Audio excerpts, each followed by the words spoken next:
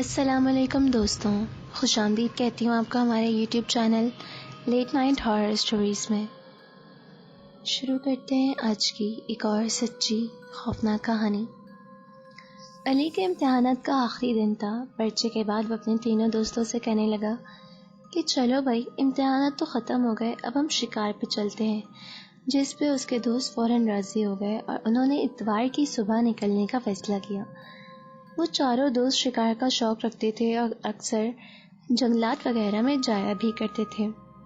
وہ صبح صبح گھر سے نکل گئے اور معمول کی طرح اپنی جگہ پر ندی سے کچھ دور سب سامان رکھ دیا۔ سب دوست وہاں بیٹھ کر ہنسی مذاق کرنے لگے۔ کبیر کہتا کہ آج کوئی اچھا سا شکار مل جائے تو مزہ ہی آ جائے۔ کامران ان میں جو سب سے بڑا تھا کہنے لگا کہ ہاں، ہرن مل جائے تو مزہ ہی آ جائے۔ لکڑیوں پہ بھننے کے بعد ہرن کا گوشت اور بھی لذیذ لگتا ہے۔ سمیر کو جنگل میں کسی جانور کی آہٹ محسوس ہوتی ہے اور وہ اپنے تیر سے نشانہ لینے لگتا ہے۔ اسے دور کسی جانور کی چمکتی ہوئی آنکھیں دکھائی دیتی ہیں اور وہ سب سے مشورہ کیے بغیر تیر چلا دیتا ہے۔ کامران اس بات پہ بہت غصہ ہوتا ہے کہ تم نے دیکھے بغیر تیر کیوں چلایا؟ کیا پتہ وہ حرام جانور اور ہمارے کسی کام کا نہ ہو۔ تم نے بلا وجہ ایک معصوم جانور کو تکلیف دی۔ یہ دیکھ کر کامران فوراً شکار کی طرف بڑھتا ہے تو وہاں ایک معصوم شکل بلی خون میں لت پت پڑی ہوتی ہے۔ کامران فوراً اس کے جسم سے تیر کھینچ کے نکالتا ہے، لیکن تب تک وہ بلی مر چکی ہوتی ہے۔ کامران دوستوں کے پاس آتا ہے اور دل برا کرتے ہوئے کہتا ہے کہ کیا ملا تمہیں ایک معصوم بلی کا شکار کر کے؟ کبیر کہنے لگتا ہے کیا ہو گیا یار، ہم تو آئے ہی شکار کے لیے ہیں، اب کسی ہرن کا ہو یا بلی کا کیا فرق پڑتا ہے۔ ساتھ ہی سب دوست ہنسنے لگ جاتے ہیں۔ اس کے بعد تمام دوست جنگل میں شکار کی تلاش میں نکل جاتے ہیں اور ایک موٹا تازہ ہرن کا بچہ پکڑ لاتے ہیں۔ سب کے چہرے پر خوشی ہوتی ہے کہ اچھا شکار مل گیا۔ وہ لوگ اب آگ جلانے کی تیاری کرتے ہیں۔ سمیر جنگل میں ہی لکڑیاں تلاش کرنے لگتا ہے۔ اب کی بار انہیں پتہ نہیں تھا کہ وہ گھر واپس جائیں گے بھی یا نہیں۔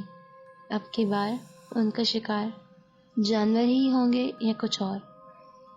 سمیر لکڑیاں اٹھائے آگے بڑھتا چلا جاتا ہے اور ہر کچھ دیر بعد لکڑیوں کا وزن کم ہو جاتا ہے تو وہ اور لکڑیاں اٹھاتے اٹھاتے آگے نکلتا ہے۔ وہ لکڑیاں جمع کرتے کافی آگے نکل جاتا ہے، تبھی اس کی نظر ایک کالے موٹے بلے پر پڑتی ہے۔ وہ اس کے قریب جانے لگتا ہے، لیکن دیکھتے ہی دیکھتے بلّا ایک خوفناک شکل کے انسان میں تبدیل ہو جاتا ہے۔ اس کی لال آنکھیں غصے سے بھرپور ہوتی ہیں، خوفناک شکل، آنکھوں سے خون نکل رہا ہو جیسے۔ کالے لباس میں ملبوس وہ انسان کوئی خطرناک جن لگ رہا تھا۔ میں نے کیا کرا ہے، مجھے جانے دو، سمیر ڈرتے ہوئے ہکلاتے ہوئے بولتا ہے۔ وہ خوفناک آواز میں بولتا ہے کہ تو نے ہی میری بیوی کو مارا ہے، اب میں تجھے بھی نہیں چھوڑوں گا، اور اس کا گلا دبا دیتا ہے۔ ارے یار، یہ سمیر کہاں رہ گیا، اب تو بہت بھوک لگ رہی ہے، کبیر پریشانی کے عالم میں کہتا ہے۔ میں دیکھ کر آتا ہوں، یہ بھی پتہ نہیں کہاں رہ گیا۔ کبیر اس کو ڈھونڈنے نکلتا ہے۔ اسے سمیر دور ایک درخت کے پاس لکڑی کاٹتا دکھائی دیتا ہے۔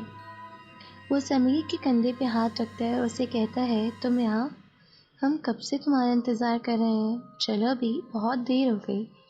لیکن سمیر جیسا ہی پلٹتا ہے تو وہ سمیر نہیں، سمیر کی شکل میں ایک جن زادہ ہوتا ہے جو کہ اس کے گلے سے دبوچ لیتا ہے اور کہتا ہے کیوں مارا میری بیوی کو؟ کبیر تیز آواز میں چیختا ہے لیکن چیخ نہیں پاتا۔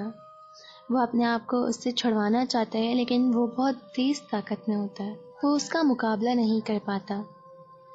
وہ دل ہی دل میں کچھ پڑھنا چاہتا ہے لیکن اس کا بس نہیں چلتا، اور اتنے میں تیز چھریوں والے ناخن اس کے گلے میں چبھ جاتے ہیں۔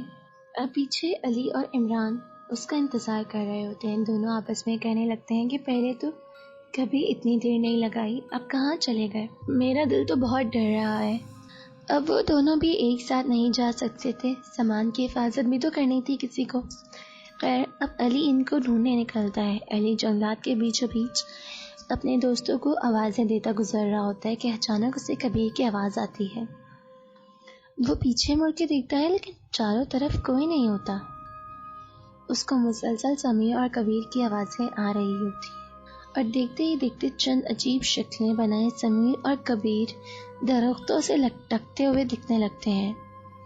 وہ چیخ چیخ کے زور زور سے کامران کو آوازیں دینے لگتا ہے۔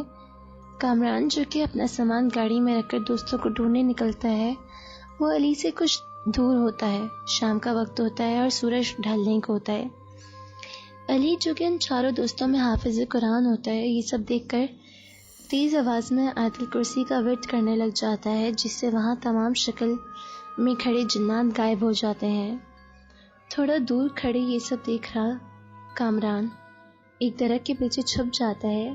وہ جن زیادہ وہیں رہتا ہے اور کہتا ہے کہ تم لوگوں نے اچھا نہیں کیا، تم لوگوں نے میری بیوی کو کیوں مارا؟ میں تم سب کو چھوڑوں گا نہیں۔ جب ہم نے تم لوگوں کو نقصان نہیں پہنچایا تو تم لوگوں نے کیوں پہنچایا؟ میں تجھے بھی تیرے دوستوں کی طرح ختم کر دوں گا۔ علی آیت الکرسی کا ورد تیز آواز میں جاری رکھتا ہے، جس کی وجہ سے جن زیادہ اس کو کچھ نہیں کر پاتا اور غائب ہو جاتا ہے۔ کامران بھاگتا ہوا آتا ہے اور نم آنکھوں کے ساتھ علی کو گلے لگاتا ہے۔ وہ دونوں بھاگ کر فوراً جیپ میں بیٹھتے ہیں۔ وہ دونوں ساتھ ہی ساتھ اپنے دوستوں کو تلاش کرتے کرتے آگے بڑھتے ہیں، لیکن انہیں صرف کبیر کی لاش ملتی ہے۔ اس کی گردن کے پاس ناخنوں کے نشان ہوتے ہیں اور اس کا جسم سرد ہوتا ہے۔ وہ کب کا مر چکا ہوتا ہے۔ سمیر کی ایک نادانی کی وجہ سے وہ لوگ اپنا ایک بہت اچھا دوست کھو بیٹھتے ہیں۔ علی اور کامران گھر آ جاتے ہیں اور اس کے بعد وہ لوگ کبھی شکار پر نہیں جاتے۔